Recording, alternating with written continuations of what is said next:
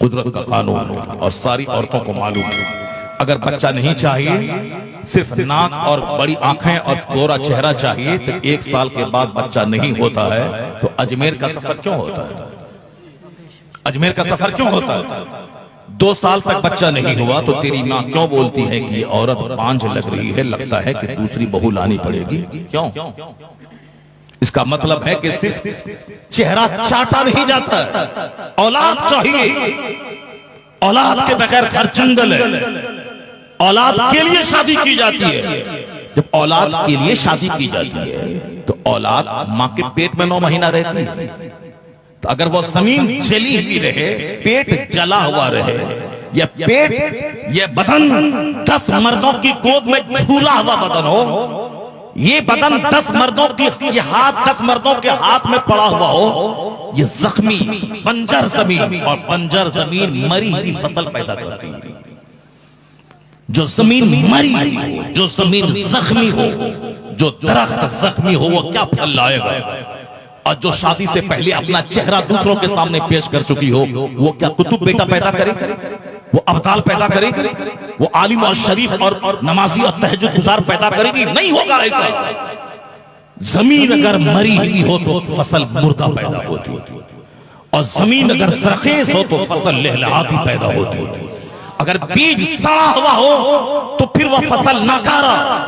इसलिए जरूरत है कि बीज भी जबरदस्त हो, जमीन भी सरखेज हो, और मौसम भी मुनासिब हो, और फिर जिस तरह की फसल चाहिए उस तरह की जमीन हो।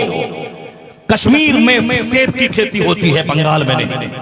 बंगाल वाला अपने यहां 50 एकड़ में सेब लगा दे, नहीं होगा सेब। सेब के लिए कश्मीर की जमीन, और कश्मीर वाला चाहे कि धान हम वहां सरना और बासमती उपजा लें, कश्मीर में नहीं होगा सरना और बासमती धान, उसके लिए है बंगाल की जमीन। अगर कश्मीर वाला चाहे कि मैं यहाँ पे मालदा और दशहरी आम लगा दूं, नहीं होगा।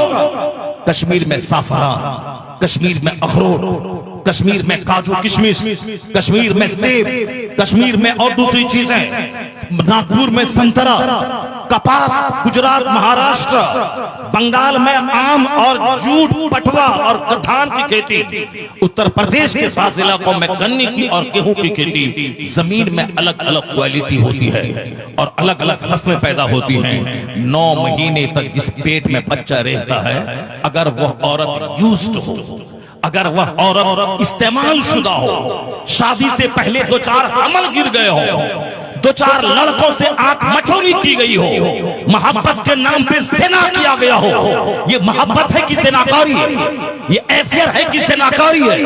ये प्रेम है कि ज़िनाकारी है? किसने ज़िना का नाम मोहब्बत रख दिया? किसने ज़िनाकारी का नाम अफेयर रख दिया? किसने ज़िनाकारी का नाम साहब उसको एक पॉसिबलाइज नेम देकर के उसको लव नाम रख दिया? किसने रखा? Love, living, affair. ज़िनाकारी का नाम अफेयर, बदकारी का नाम लिविंग, बदकारी का नाम प्रेम, बदकारी का नाम मोहब्बत। वो मोहब्बत है, मोहब्बत की तौहीन है उसको मोहब्बत कहना जहां ज़िना होता हो। औरत का जिस्म कर यूज्ड हो गया हो, बच्चा महा पापी पैदा होगा, महा बदकार पैदा होगा। आज समाज डकैतों से भर रहा है, चोरों से भर रहा है, और लुच्चों से भर रहा है, जलसा जुलूस के उजाड़ने वालों से भर रहा है, मस्जिद के सामने डीजे बजा के मस्जिद के तकद्दुस को पामाल करने वाली बदतमीज औलादों से समाज भर रहा है। इसका कसूरवार वो बाप है, इसका कसूरवार वो माँ है, जिसने सही ढंग से औरत का सिलेक्शन नहीं किया, जिसने सही ढंग से शौहर का सिलेक्शन नहीं किया। औरतों को चाहिए नौकरी वाला दूल्हा, चाहे वह शराबी हो, चाहे जुआरी हो, चाहे वह सूदखोर हो, चाहे वह 5 लड़की के साथ बलात्कार कर चुका हो, सब चलेगा, मगर नौकरी वाला चाहिए।